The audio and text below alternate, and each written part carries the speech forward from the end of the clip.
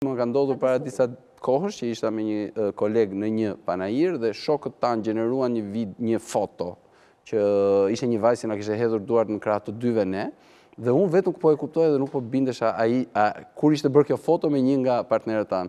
Dallova vetëm te gishtat zakonisht u dallua, zakonisht gishtat janë ato që akoma sot. Çfarë shkaktoi videoja? Shkaktojnë çik problematik tek personat e familjes, të cilët dinin që ne kishim shkuar për punë, dhe thonin nuk na dukeni kaq të qeshur bashkë me këto zonjushat që keni shkuar për punë. Ishte thjesht një shaka, por që e vështirë në momentin e parë që e pash dhe vet, patjetër, e vështirë në momentin e parë që e pash dhe vet, realisht thash, ore kur u bë kjo foto që unë nuk e mbaka mend.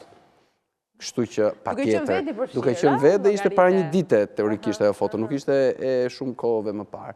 Pra, është një problem.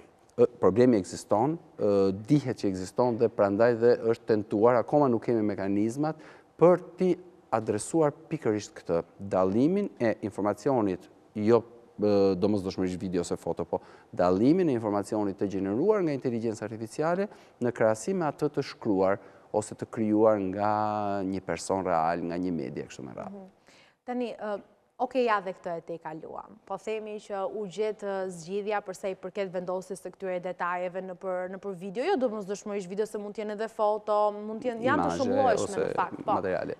Se ne përmendim këtë video për të rënë pak si më shkurt, por besoj që publiku na kupton shumë mirë se për çfarë po flasim.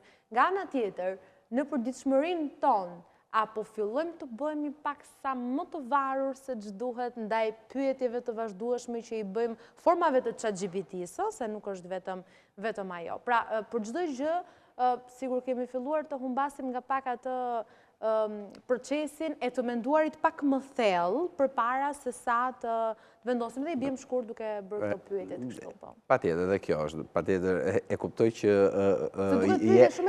që je menduar goxha kur për të përgatitur për intervistën, pra kuptohet që janë pyetjet për cilët është harxuar goxha kohë dhe mendim.